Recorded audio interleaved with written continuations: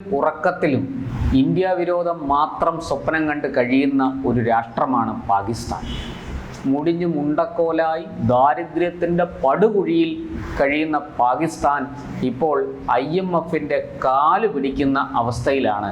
ദൈനംദിന ചെലവുകൾ നടക്കുന്നത് IMFൻ്റെ ദയാവായ്പിലാണ്, കാരുണ്യത്തിലാണ്.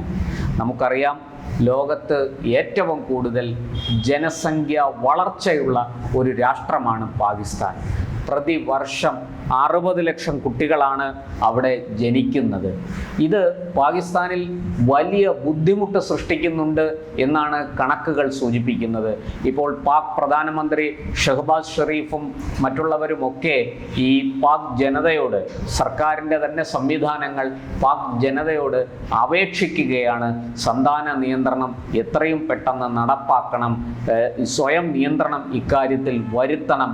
അമിതമായിട്ട് സന്താനങ്ങളുടെ എണ്ണം വർദ്ധിച്ചാൽ അത് രാജ്യത്തെ വലിയ കടക്കെണിയിലാക്കും എന്ന് അവർ കാല് പിടിച്ച് അപേക്ഷിക്കുകയാണ്. നമുക്ക് റോഹിംഗ്യൻ മുസ്ലിങ്ങളുടെ കാര്യത്തിൽ നമുക്കിത് അറിയാം. അവിടെ ദമ്പതികൾക്ക് ശരാശരി 12-13 കുട്ടികൾ വെച്ചാണ് ഉണ്ടാകുന്നത്.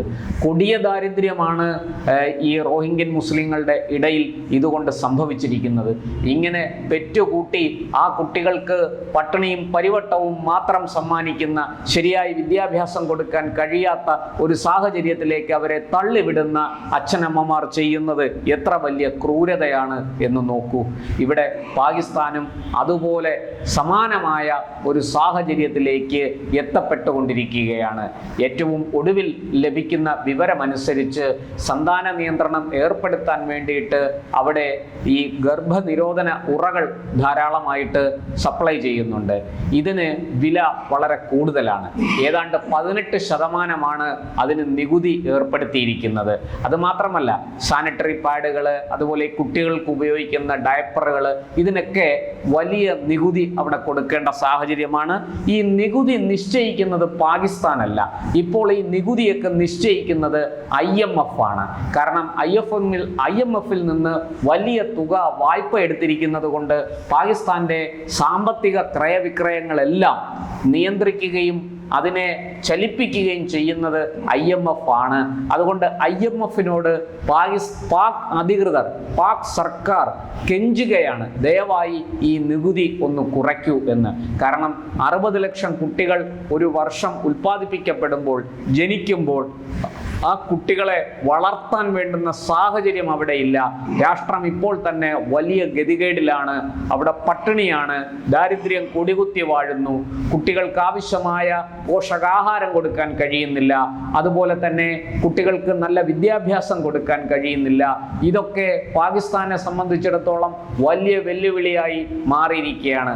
അതുകൊണ്ട് തന്നെ അവർ ഈ ദമ്പതികൾക്ക് സന്താന നിയന്ത്രണം ഏർപ്പെടുത്താൻ അവരുടെ മുന്നിൽ മറ്റു വഴികളില്ല. അതുകൊണ്ടാണ് അവർ ഇത്തരത്തിലുള്ള ആവശ്യങ്ങളുമായിട്ട് IMFന്റെ മുന്നിൽ എത്തിയിരിക്കുന്നത്. ഇത്തരത്തിൽ നികുതി കുറച്ചു കൊടുത്താൽ, നികുതിയിൽ കുറവ് വരുത്തിയാൽ ഇത്തരം ഈ മാർഗങ്ങൾ ജനങ്ങൾ കൂടുതൽ ഉപയോഗിക്കും. അതിനനുസരിച്ച് അവിടെ ജനസംഖ്യ വളർച്ചയെ നിയന്ത്രിക്കാൻ കഴിയും എന്നാണ് പാക് അധികൃതർ പറയുന്നത്.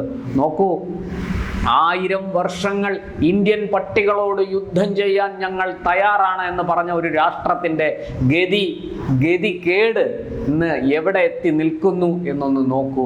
ഒരു തരത്തിലും അവർക്ക് ഈ പറഞ്ഞതുപോലെ മുന്നോട്ട് പോകാൻ കഴിയുന്നില്ല.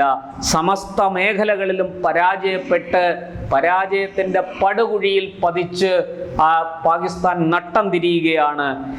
ഈ പറഞ്ഞതുപോലെ ഇനിയിപ്പോൾ അടുത്ത ഫെഡറൽ ബജറ്റിൽ, അതായത് IMFന് ഈ നികുതി കാര്യത്തിൽ എന്തെങ്കിലും ഇളവ് വരുത്തണമെങ്കിൽ അത് അടുത്ത ഫെഡറൽ ബജറ്റിൽ മാത്രമേ സാധിക്കുകയുള്ളൂ. അതുകൊണ്ട് തന്നെ ഈ ഇടയ്ക്ക് വെച്ച്, അതായത് 6 മാസം കഴിഞ്ഞ് നികുതിയിൽ കുറവ് വരുത്തണം എന്ന ഒരു താല്പര്യം വന്നാൽ, അല്ലെങ്കിൽ അങ്ങനെ ഒരു ചിന്ത വന്നാൽ അത് നടപ്പാക്കാൻ കഴിയില്ല. അടുത്ത ബജറ്റിൽ മാത്രമേ അത് സാധിക്കുകയുള്ളൂ എന്ന് IMF കൃത്യമായിട്ട് പാകിസ്ഥാനെ പറഞ്ഞു മനസ്സിലാക്കി. അതുപോലെ തന്നെ ഈ പുതിയ വരുമാന മാർഗങ്ങൾ, പുതിയ വരുമാന ലക്ഷ്യങ്ങൾ ഒക്കെ മുന്നിൽ വെച്ചുകൊണ്ട് പ്രവർത്തിക്കാനാണ് പാകിസ്ഥാന് അവർ നിർദ്ദേശം നൽകിയിരിക്കുന്നത്. എന്തായാലും ഈ നികുതി കുറയ്ക്കണം, ഗർഭനിരോധന ഉറ, അതുപോലെ സാനിറ്ററി പാഡുകൾ, അതുപോലെ കുട്ടികൾക്ക് ഉപയോഗിക്കുന്ന ഡയപ്പറുകൾ, ഇതിൻ്റെയൊക്കെ നികുതി കുറയ്ക്കണം എന്ന ആവശ്യത്തിനോട് 100% മുഖം തിരിച്ചിരിക്കുകയാണ് IMF.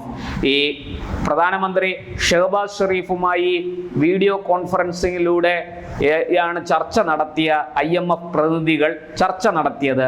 അവർ ഇത് സംബന്ധിച്ച് തങ്ങളുടെ നിസ്സഹായ അവസ്ഥ സർക്കാരിനെ അറിയിച്ചിട്ടുണ്ട്, ഷഹബാസ് ഷെരീഫിനെ അറിയിച്ചിട്ടുണ്ട്. ഇക്കാര്യത്തിൽ ഒരു തരത്തിലും ഉള്ള നീക്കുപോക്ക് നടത്താൻ സാധിക്കില്ല, അടുത്ത ബജറ്റ് വരെ കാത്തിരിക്കണം എന്നാണ് അവർ ആവശ്യപ്പെട്ടിരിക്കുന്നത്. എന്തായാലും പാകിസ്ഥാനെ സംബന്ധിച്ചിടത്തോളം പുതിയ വരുമാന മാർഗങ്ങൾ തേടുകയല്ലാതെ മറ്റ് പോംവഴികളൊന്നും അവരുടെ മുന്നിലില്ല. കൊടിയ ദാരിദ്ര്യവും പട്ടിണിയും അവരെ വലിയ തോതിൽ പ്രശ്നങ്ങളിലേക്കും പ്രതിസന്ധികളിലേക്കും കൊണ്ടെത്തിച്ചിരിക്കുകയാണ്.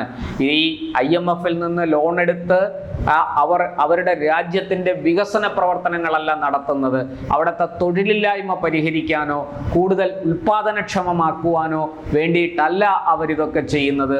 ഈ ലോൺ എടുത്ത് ആ പണം ഉപയോഗിച്ച് കണ്ടമാനം ആയുധങ്ങൾ വാങ്ങിക്കൂട്ടുകയും ഇന്ത്യക്കെതിരായിട്ട് ചാരപ്രവർത്തനവും ഭീകരപ്രവർത്തനവും നടത്താൻ വേണ്ടിയിട്ട് ഫണ്ട് ചെയ്യുകയും ഒക്കെ ചെയ്തുകൊണ്ടിരിക്കുകയാണ്.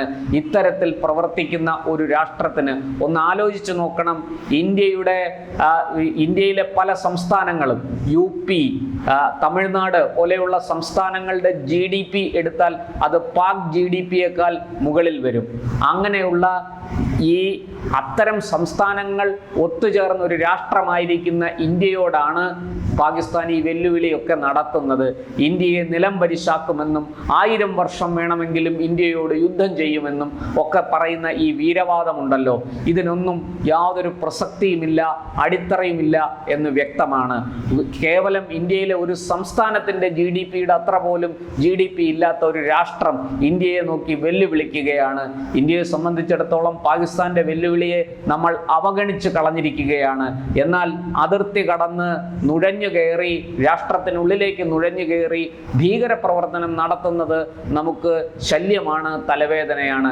അതുകൊണ്ട് തന്നെ ഭീകരപ്രവർത്തനം അവസാനിപ്പിച്ചില്ലെങ്കിൽ തക്ക മറുപടി നൽകും എന്ന് നമ്മൾ മുന്നറിയിപ്പ് നൽകിയിട്ടുണ്ട്. നമുക്ക് അതിലേക്ക് നമ്മളെ സമ്മർദ്ദത്തിൽപ്പെടുത്തി തള്ളിവിട്ടപ്പോഴൊക്കെ തക്ക മറുപടി നമ്മൾ കൊടുത്തിട്ടുമുണ്ട്. എന്തൊക്കെയായാലും കണ്ടാലും കൊണ്ടാലും പഠിക്കാത്തൊരു രാഷ്ട്രമാണ് പാകിസ്ഥാൻ. ഇപ്പോൾ ഈ നികുതിയിൽ കുറവ് വരുത്താൻ വേണ്ടി IMF-ന്റെ കാല് പിടിക്കുന്ന പാകിസ്ഥാന് വളരെ ചെറിയ 1-2 കാര്യങ്ങൾ അവരുടെ രാജ്യത്ത് നടപ്പാക്കിയാൽ മതി. 1, ഈ അന്ധമായ ഇന്ത്യ വിരോധം മാറ്റിവെക്കുക. 2, ഈ മതഭ്രാന്തിന് അടിപ്പെട്ട് ഇന്ത്യയെ നശിപ്പിക്കാൻ ഇറങ്ങിത്തിരിച്ചിരിക്കുന്ന ആൾക്കാരെ, അത്തരത്തിലുള്ള സംഘടനകളെ അതിന് മൂക്കുകയറിടുക, ചെറുപ്പക്കാരെ ഭീകരപ്രവർത്തനത്തിലേക്ക് തള്ളിവിടാതിരിക്കുക, അവരെ പ്രത്യുൽപാദനപരമായ പ്രവൃത്തികളിലേക്ക്, ഉൽപാദന രംഗത്തേക്ക്, നിർമ്മാണ രംഗത്തേക്ക്, കൃഷിയിലേക്ക് ഒക്കെ അവരെ തിരിച്ചുവിടുക, വിദ്യാഭ്യാസത്തിന് വലിയ പ്രാധാന്യം കൊടുക്കുക. ഇങ്ങനെ ഏതാനും കാര്യങ്ങൾ ചെയ്താൽ തന്നെ പാകിസ്ഥാനിൽ വലിയ മാറ്റമുണ്ടാകും. ധാരാളം ധാതു സമ്പത്തുള്ള ഒരു രാഷ്ട്രമാണ്, അല്ലെങ്കിൽ ഒരു ഭൂവിഭാഗമാണ് പാകിസ്ഥാൻ.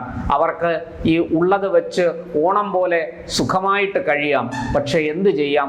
അന്ധമായ ഇന്ത്യ വിരോധവും മതഭ്രാന്തും മതമൗലികവാദവും പിടികൂടപ്പെട്ടിരിക്കുന്ന, അതൊരു ബാധയായി മാറിയിരിക്കുന്ന സാഹചര്യത്തിൽ പാകിസ്ഥാനെ സംബന്ധിച്ചിടത്തോളം മറ്റൊന്നും തന്നെ അവരുടെ രക്ഷയ്ക്കായി എത്തുമെന്ന് തോന്നുന്നില്ല.